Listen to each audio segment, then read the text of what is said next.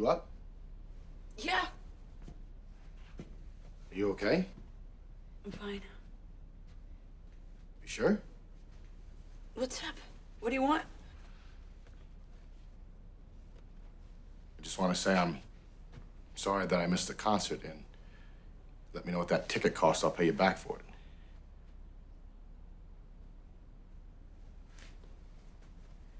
Just leave me alone, Gary.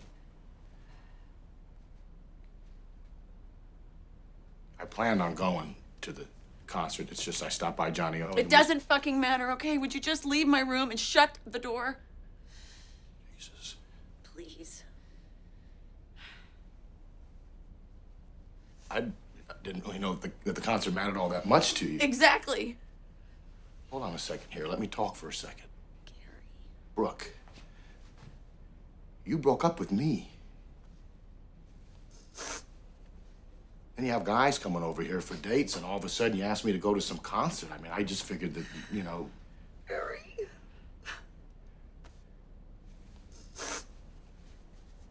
I don't know how we got here.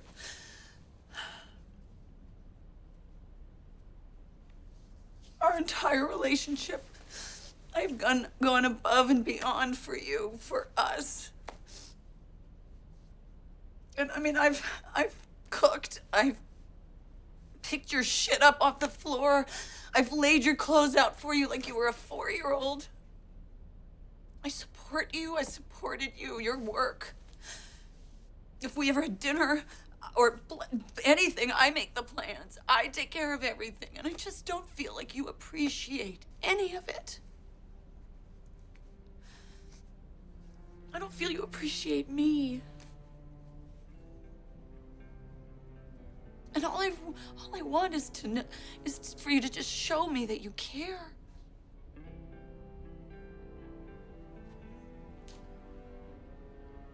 Why didn't you just say that to me?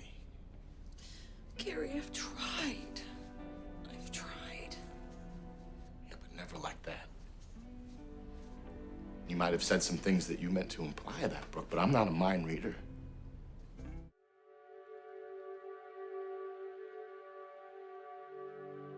More than connection, Sexual Nines want fusion. Not just you and me, but us. Indistinguishable. They mistake psychic dependency for spiritual union. They don't know where they end and the other begins, and they like it that way. It feels safe, familiar, like home. But this isn't union. More than love, to them this feels like survival. They need the other person not as a companion, but as a substitute for selfhood. Confusing presence with wholeness, as if being with someone makes them real, as if existing alone means disappearing. Quote, all my dreams growing up were about being in a couple. Just having a partner meant happiness. There is no true I in this equation, only we, clung to with quiet desperation. This is a life built on avoidance. They agree even when they don't.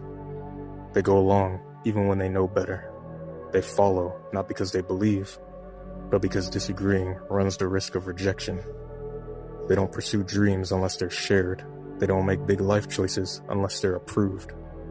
They put the preferences of the other above their own, not out of love, but out of fear. It's self-abandonment disguised as compromise. And this pattern doesn't come from nowhere. It's more of a psychological scar. It starts with a parent silencing the child's voice, dismissing their curiosity, punishing their impulses, and so the child stops trusting themselves. Quote, whenever I asked questions, I was denied even the obvious. It was a radical castration of instinct. The lesson that the Sexual Nine learned early on was, your truth doesn't matter. Stay quiet. Merge to survive. And the result of this is an adult who doubts their own perceptions, who finds safety in losing themselves in others. And even their children become extensions of themselves. They fuse with everyone, not just lovers, friends, children, strangers, the universe. They extend their identity outwards, like roots in search of something solid. Even their children are seen less as individuals and more as parts of themselves. Letting go becomes unbearable because separation feels like amputation. The sexual nine loves deeply, intensely, all-consuming, but then it's off, like a plug pulled or a valve closed. Quote, I didn't miss people, not friends, not family, but when I saw them again, it was like no time had passed. And this looks like indifference, but it's more like a disconnection, a protective mechanism. They can't tolerate sustained emotional presence, so the systems shut down, then power back up when they're safe again. And there's a myth to this endless harmony. Underneath all this merging is a fantasy. If I'm good enough, agreeable enough, selfless enough, I'll finally be loved, and I'll never be alone. But real love isn't symbiosis. It's not mind reading. It's not disappearing so the other can shine. Real love sees those imperfections, sees those differences, and loves anyways. And the cost of this dream is steep. They lose themselves in a relationship, and then they can't leave. They over-identify with their kids, and then they panic when those kids grow up. They always move through life with, but never as. They live with the quiet conviction that if they ever chose something purely for themselves, they would offend, hurt, or be left. So they don't choose. They follow, they merge, they fade.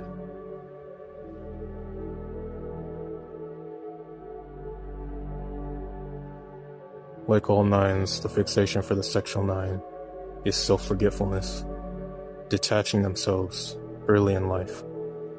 They adapt quickly to external conditions and suppress their personal needs. They learn to survive by being easy, agreeable, and low maintenance. The internal message is, don't expect anything. Make do with what's available. This isn't because they don't want more, but because asking feels pointless or dangerous. They stop paying attention to their preferences, and over time they become unsure if they even have any.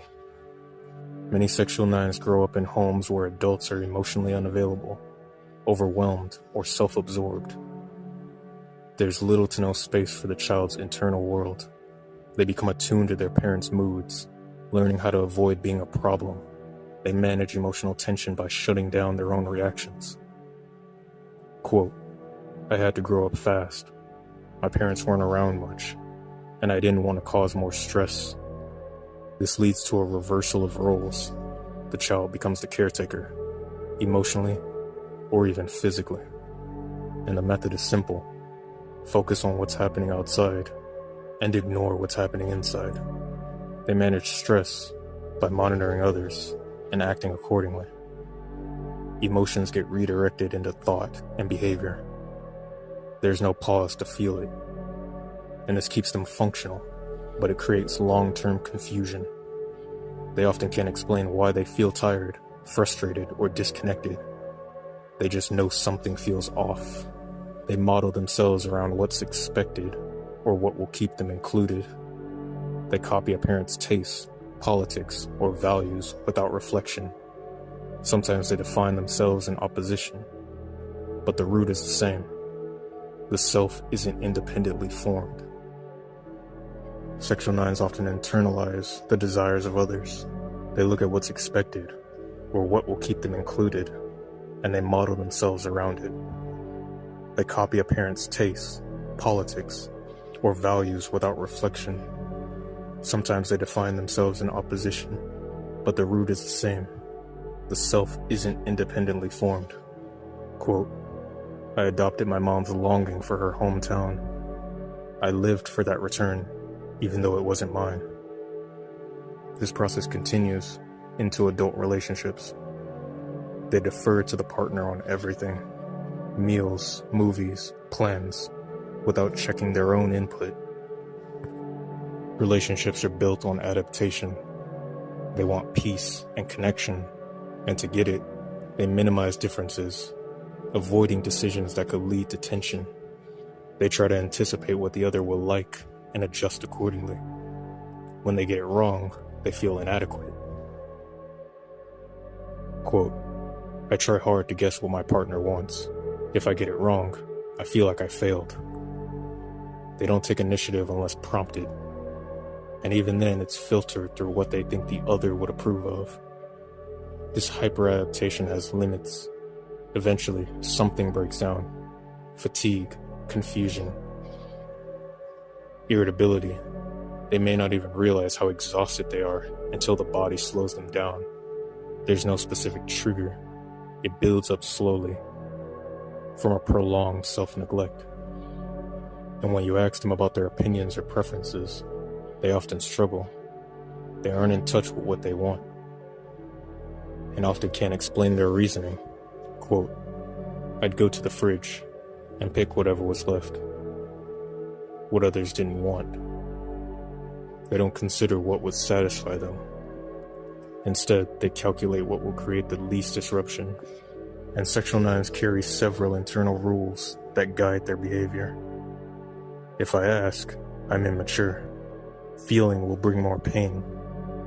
I can't show what I feel. I need to be needed to have value. Saying yes makes me safer. My needs come second. Acting on my desire leads to bad outcomes. I believe what people say without question. Other people are more capable than I am. If life is easy, something's wrong. I have to enforce responsibility in others too. My chaos is ordered enough for me. Being warm and useful protects me from rejection. Crying slows me down and exposes weakness. I'll do it later. There's no urgency. It's up to me to resolve things before they escalate. No one really sees me. And these beliefs aren't challenged often because their lifestyle revolves around keeping things calm and predictable. The sexual nine doesn't register that their life isn't fully theirs. They find purpose in being part of others, not in being themselves. They delay decisions, avoid disruption, and fill their time with tasks so they don't have to stop and feel. When there's nothing to do, they feel unsettled, not because they're bored, but because emptiness invites awareness, and awareness has been dangerous in the past. The sexual nine learn to erase themselves in exchange for safety. They manage their world by staying useful, agreeable, and quiet, but they often wake up one day unsure of what they like, believe, or want, and rebuilding begins with tracking the small moments, food, music, decisions, then slowly increasing tolerance for internal feedback. Selfhood can't be restored in theory, it has to be practiced.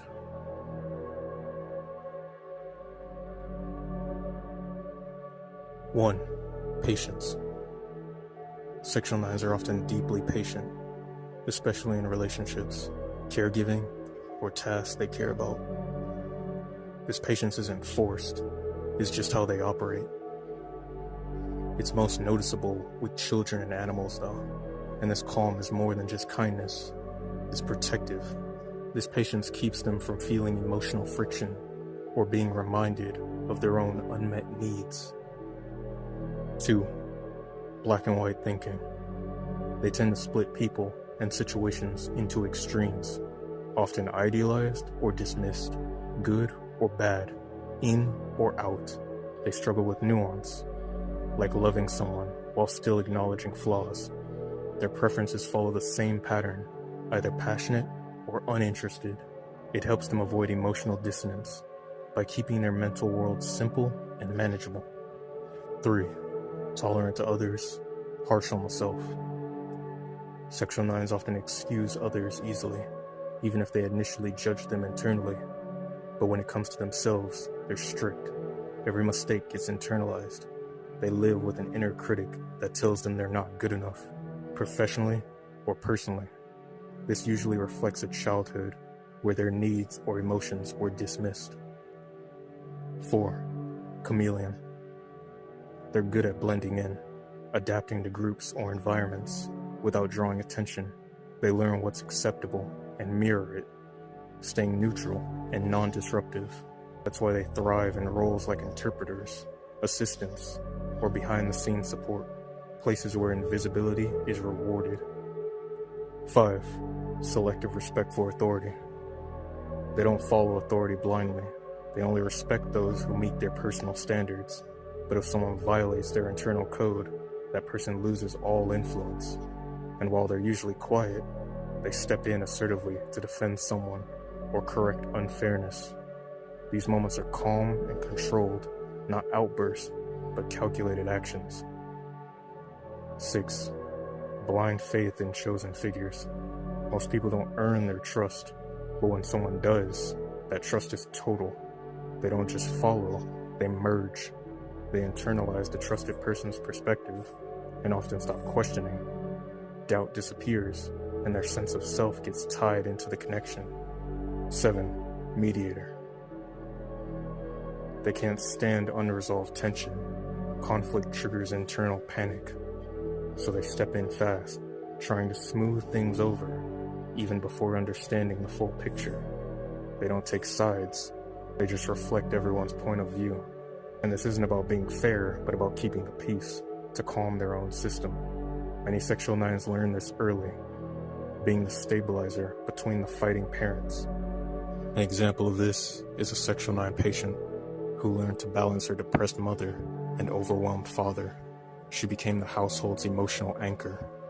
Blanca used creative compromises to settle disputes in her neighborhood, not for justice, but to ease her own anxiety.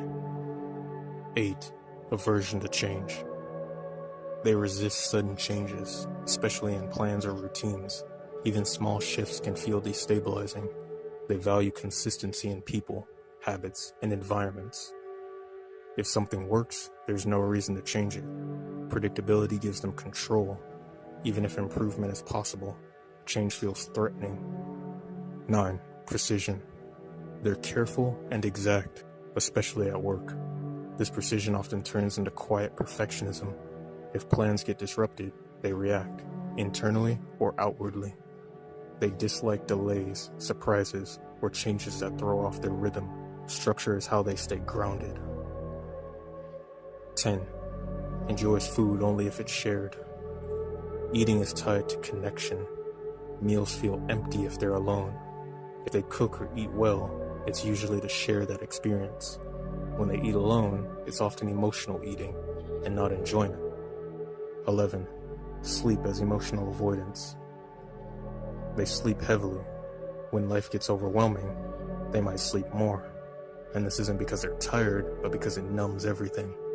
Sleep becomes an escape, an emotional shutdown button. They might miss important things around them and not realize it until later. 12. Discomfort with physical contact.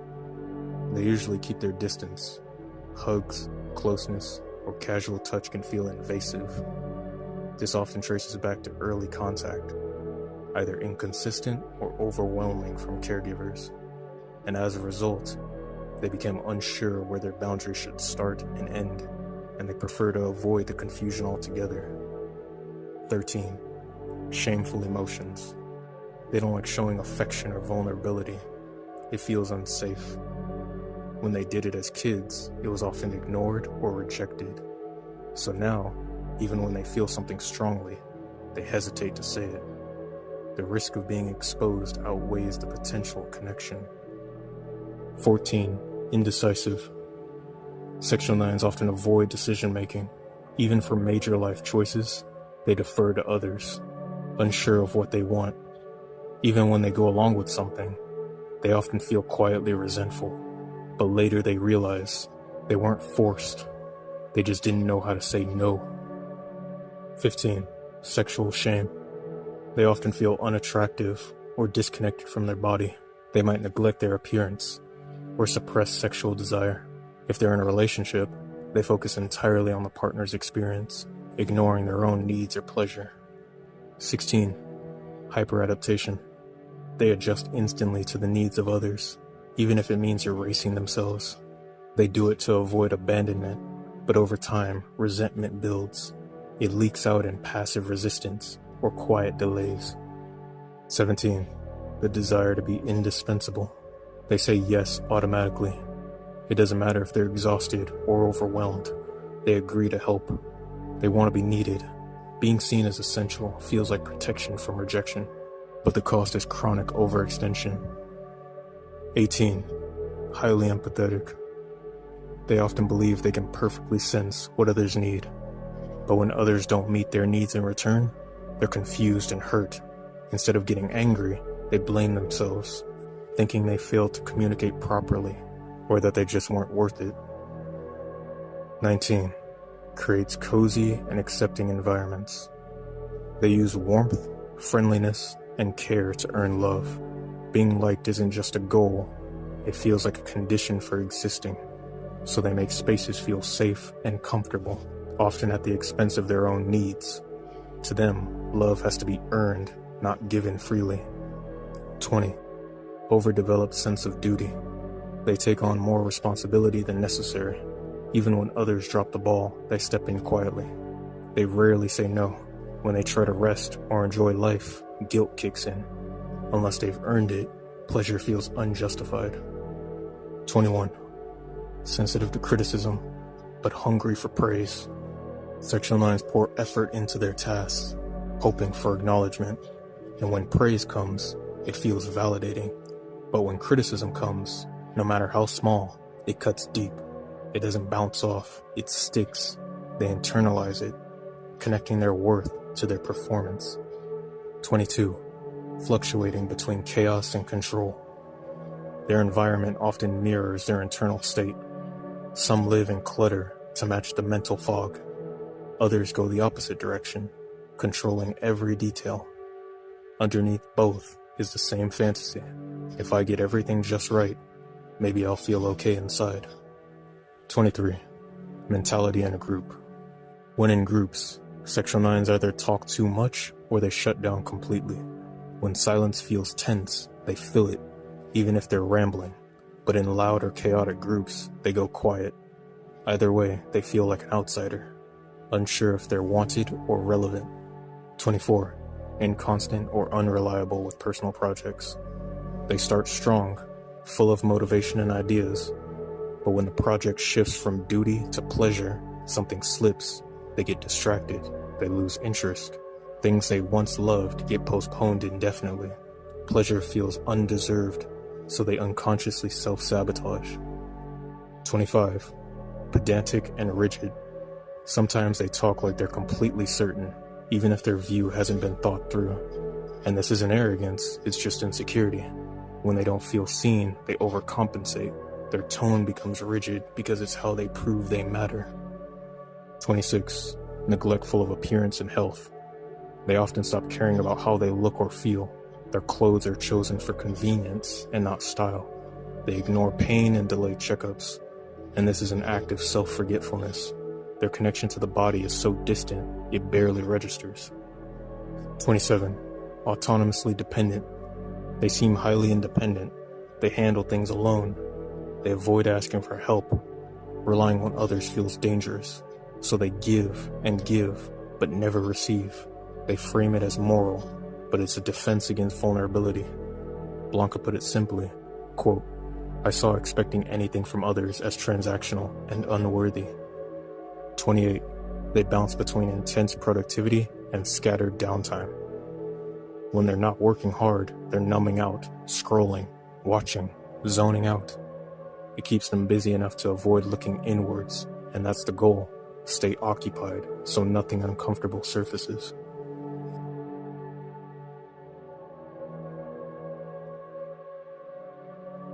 Sexual 9s learn early on to project calm. They express what others expect them to, and not what they actually feel. Because they're disconnected from this internal state, moods can shift without warning or logic. They can appear serene, but that calm isn't rooted, it's a cover. And when stress or pressure hits, even from something small, they drop into a fog, a kind of internal collapse where emotions flood in without form, and they lose the ability to track what's happening inside. They begin life with emotions, imagination, and play, like any child. But when they're told explicitly or not that emotions are indulgent, that fantasy is a waste of time, that they should be useful, they learn to cut off emotional experience to become functional. Quote, I had to stay lucid, Feeling things made life more dangerous. So I built a wall inside. And this wall becomes the default. Emotions aren't labeled. They're just filled into a growing pile of undifferentiated tension. Eventually, even that's too much. So they stop feeling at all. Not sad, not angry, not joyful, just still, anesthetized. They begin to mistrust what little they feel. Everything becomes a confusing tangle. Instead of anger, they feel heaviness. Instead of joy, discomfort. Instead of sadness, a strange hollowness. Eventually, even desire becomes suspect. Quote, I almost didn't take the apartment I liked. I thought my discomfort meant something was wrong. I didn't realize the reason I felt bad is because I wanted it. The link between desire and punishment becomes ingrained. Wanting equals risk. Feeling equals exposure. So it's better not to feel anything. They're especially terrified of anger. Growing up, they saw what anger could do.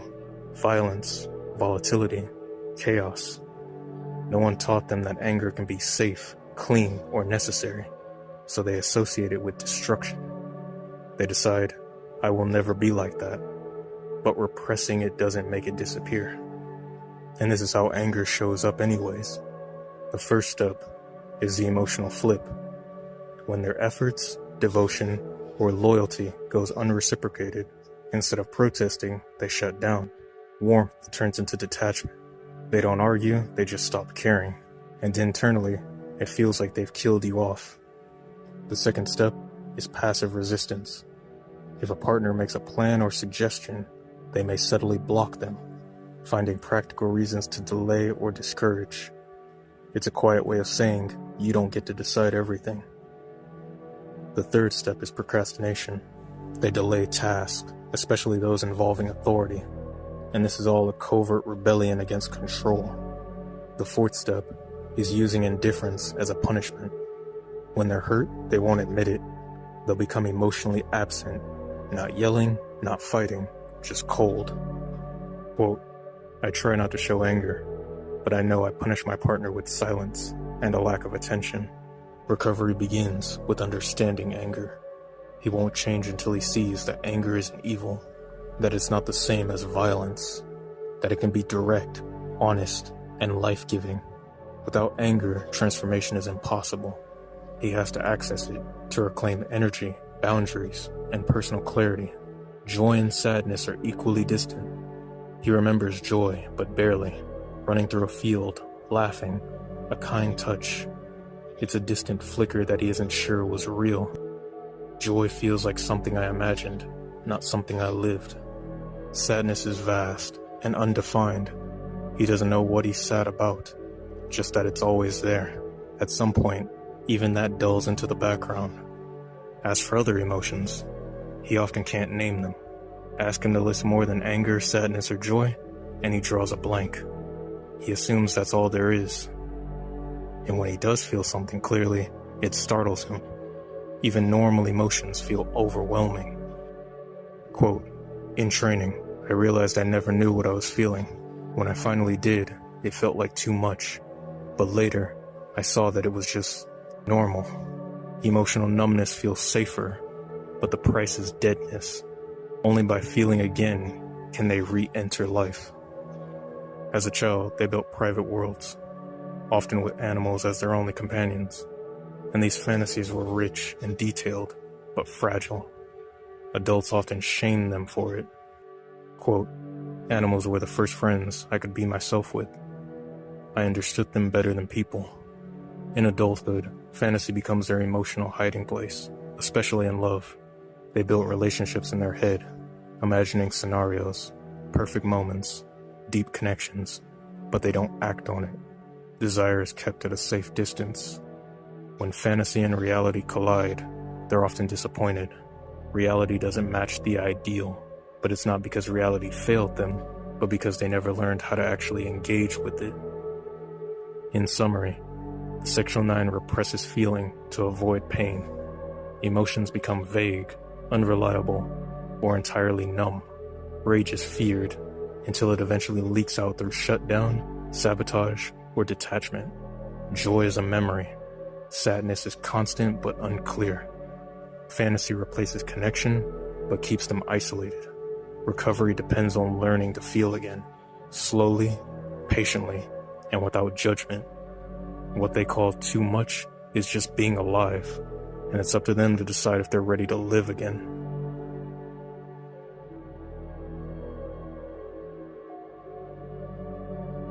As a child, a sexual 9 tries not to cause trouble. They're obedient, playful, observant.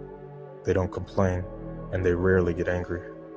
They quietly watch everything: how mom stirs the pot, how dad fixes the car, and they absorb it all.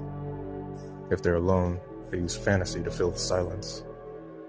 Parents see them as serene, but that stillness hides a sharp mind. They lead games, invent stories, and often become the unofficial organizers among their friends. They're quick, physically and mentally. They have a natural bond with animals, often preferring them to people. They care deeply. At school, they follow the rules, but if they witness injustice, they snap, especially in defense of others. That anger can be explosive, and they don't always care what it costs them. At home, they grow up too fast. Their childhood gets swallowed by responsibility. They're the ones doing the chores, caring for siblings, handling adult tasks, while other kids are still playing outside. It might be poverty or just emotionally absent parents, but either way, they're left to figure things out alone. They learn early that being useful keeps them safe, that acting grown up earns them praise, so they bury their own needs to help others. Praise becomes their only reward, but the resentment builds, quietly, slowly, and by the time they reach adulthood, they've confused self-worth with sacrifice. They don't remember much of their childhood, just fragments of pain and isolation.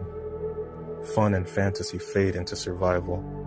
Even their gender identity might feel distant, especially for men who lack a present father figure or male role model. Women lean into caregiving. Men lean into silent, thankless work.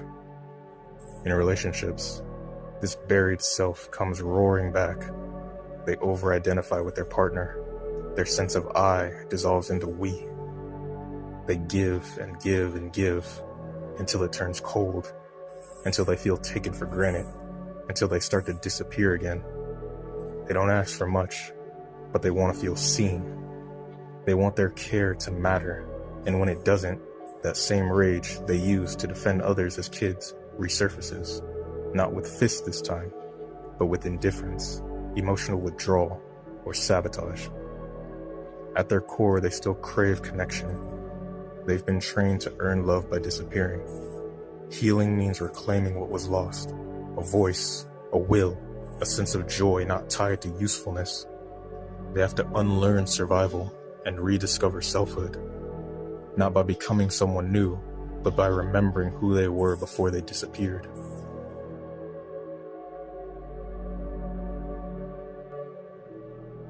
Sexual 9s don't freeze in fear. They disappear into action. They feel fear hit like a punch to the gut, pressure to act, decide, confront, and every cell in their body screams, hide, wait, vanish. But they won't let themselves.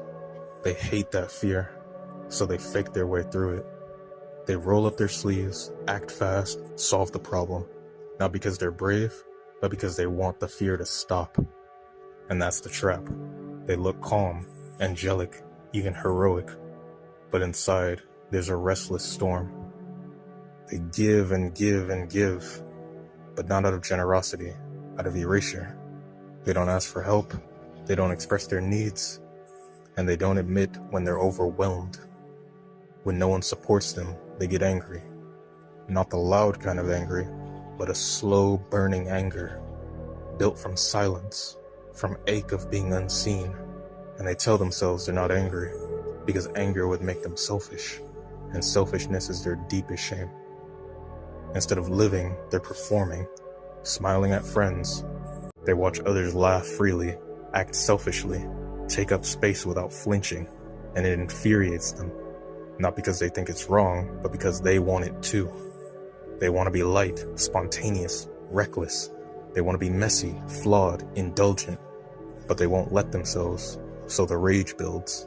And if someone calls them selfish, after all their self-denial, after all of their caretaking, that's when they explode.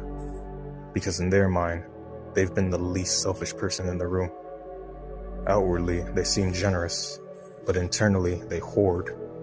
Not just money, but time, energy, safety. They live like a man waiting for the floor to collapse. And when it does, they'll be the one with the secret stash. They want to be like the gnome in the old stories, guarding their treasure unseen. But unlike the gnome, he doesn't enjoy any of it. They're afraid to spend, afraid to relax, because loss, any loss, feels like annihilation.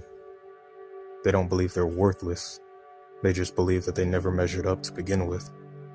Not smart enough, not fast enough, not strong enough. They internalize an unreachable standard, and since they can't reach it, they quietly devalue themselves. That's why they hide, avoid visibility, and prefer to be in the background, because if no one looks too closely, they won't see how much they've been faking it.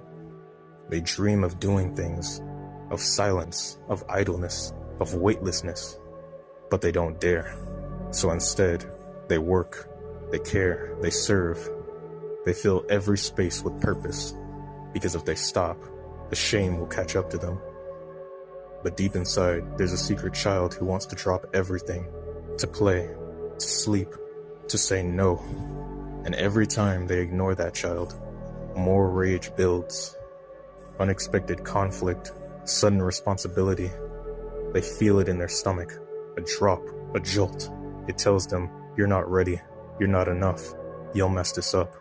So they rush to fix problems, not to grow, but to make fear go away. It's a compulsion. They want calm, but don't know how to be calm, only how to fake it. Healing starts when they stop pretending, not just to others, but to themselves. They have to admit they're afraid, they're angry, they're selfish, they're tired. They want to be loved without disappearing.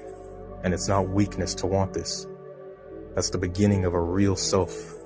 One that doesn't live for others, one that doesn't play saint or servant. One that dares to feel, to want, to take up space. A motto they should live by is, I'm not here to perform peace, I'm here to live.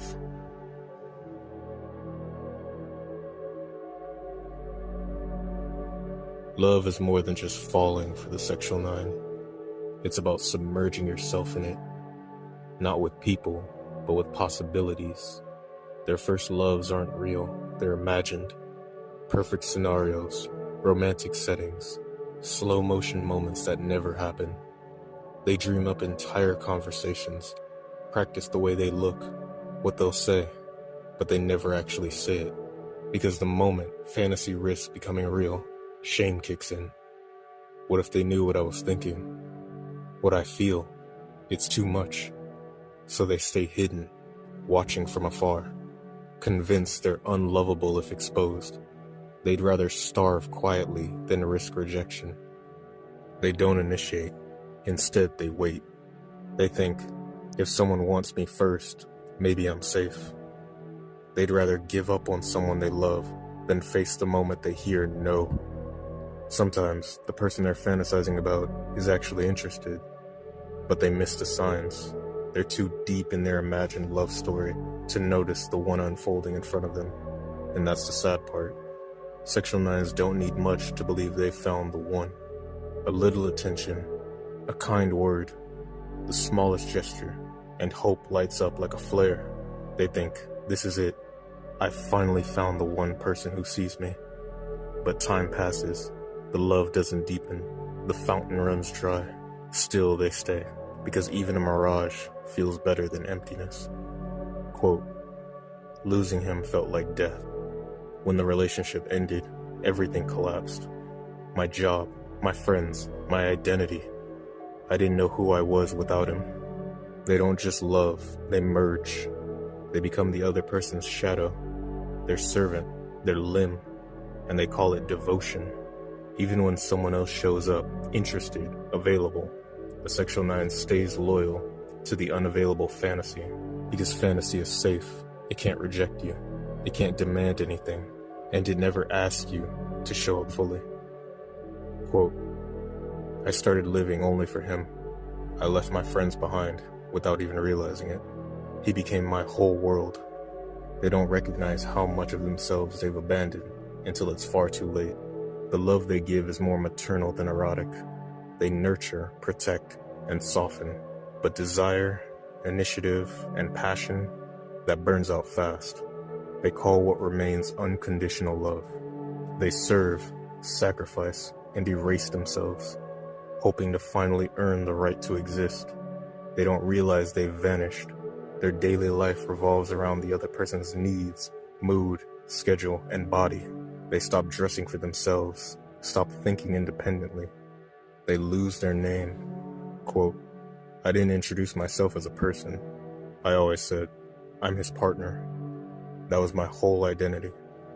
They disappear without smiling, and no one notices.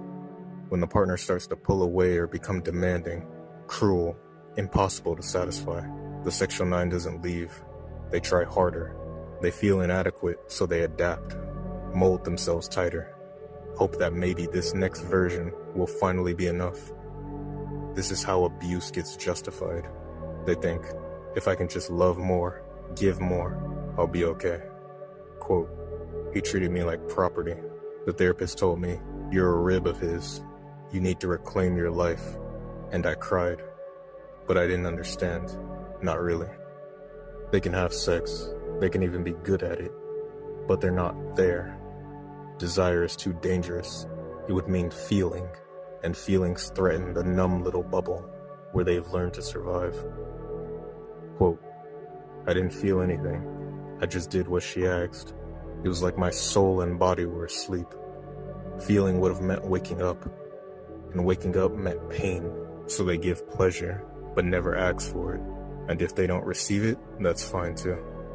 Underneath the numbness is shame. They don't feel desirable. They avoid mirrors. They hate their body, the shape, the softness, the parts that jiggle or sag or feel wrong. So they compensate, make themselves useful, gentle, sexual in performance, but emotionally distant. They don't want to be seen, only accepted, and they'll trade visibility for that in a heartbeat. All of this, the devotion, the merging, the self-erasure, is driven by one thing, a deep, buried hunger. To be loved just for being alive, to be chosen without earning it, to finally feel real. But instead of claiming that need, they bury it and live for others, hoping that somebody, someday, will hand it back to them.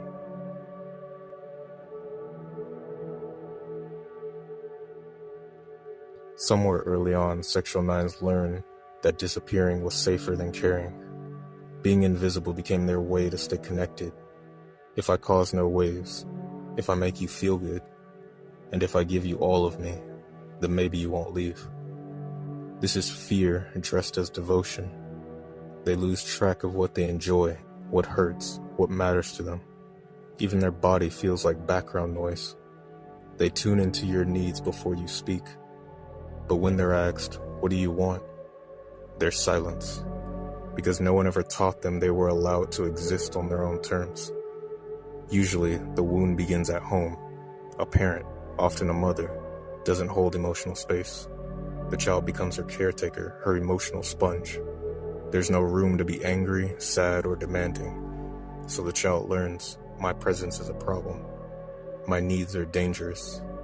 Their identity forms as an extension of someone else, not as a self, but a support beam. And they carry this into adulthood, smiling, soothing, romanticizing disconnection as peace. The sexual 9 walks around with a soft expression, a gentle voice, a no-worries vibe, terrified of taking up space. They'd rather disappear than make someone uncomfortable. They'd rather die than risk rejection. They'd rather feel nothing than risk feeling too much. This is the prison of sloth. It doesn't start with motivation, but with collapse. Something breaks. The relationship, the job, the health scare. And they're forced to ask, is this really my life? That's when grief hits. Not just for the moment, but for every time they abandon themselves. At first, they usually don't want therapy. They often say things like, "Why dig all that up? Other people have it worse. I should be grateful." But deep down, they know something's missing. And they're scared, not of pain, but of never feeling alive, of that realization. Anger is more terrifying than death. They buried it so deeply, it mutated, became shame, became guilt, became chronic fatigue. They fear if that ever leaks out, it'll destroy everything. But when they finally touch that rage, real, primitive, personal, it doesn't kill them. It revives them. Quote, "When I finally let myself get angry, I realized no one died. Anger didn't destroy me, it brought me back to life. Rage is a sign they existed all along. They just weren't allowed to show it. They dream of a perfect world, perfect peace, a world without conflict. In that world, they matter, because someone finally sees their quiet worth. But this fantasy is a trap. It keeps them waiting instead of living, performing serenity instead of embodying it. They think, if I keep being good, someone will save me. But no one's coming. Healing means killing that fantasy, letting in pain, betrayal, reality. That's when they can build something real. They might try to please the therapist. They might nod, smile, intellectualize. They might even develop a crush. All of this is a strategy to avoid going inward. Group therapy is hard early on. They'll vanish into the background unless directly called forward. Even then, they speak last or not at all. So start small, one-on-one, gentle pacing. Therapists they're not attached to. Boundaries that teach them, you don't have to give me everything, you're allowed to receive. Some practices that work are mindfulness, not lofty spiritual concepts, but simple, grounded presence. Breath, nails, tongue, soles of the feet. Their body is the doorway back to themselves. Movement, stretching, dancing, walking with intention. Movement is what bridges the frozen inner world with real action. Theater and role play. This helps them experiment with visibility in a way that's playful and safe. Meditation can at first feel like failure. They twitch, their mind races, they fall asleep. But over time, they build tolerance for stillness, not as numbness, but as wholeness. When it comes to the father, especially for women, he's often idealized. They obey, perform, strive to be the good girl in hopes of his approval. But it's never enough. He loves the idea of them, but not their real self. A healing moment for them is to learn to stop chasing that impossible standard. Quote, "He only loved me because I disappeared for him." Understanding this isn't self-pity is the start of reclaiming their identity. Being a self doesn't mean becoming loud. It means becoming honest, dressing for themselves, saying no, taking breaks without guilt, flirting without shame, feeling desire without panic. Learning that love isn't about disappearing. It's about showing up, messy, whole, and fully alive. They have to learn to stop trying to keep everyone together and learn to start keeping themselves together. The end goal is real wholeness, not approval, not peace at any cost, not spiritual bypassing, just existence, with joy, rage, sorrow, hunger, and love, all fully felt. They stop clinging to life through somebody else, and they become the source of it. Quote, "I used to feel nothing. Now I want to feel everything, good or bad, because it means I'm alive." They can be alone, and it doesn't hurt. There's no performance, no need to be palatable, no need to seduce peace. It's theirs now. They can take up space, breathe deeply, and smile, not because someone expects it, but because they mean it. And for the first time in their life, they're not afraid of their own presence. They learn to belong to themselves.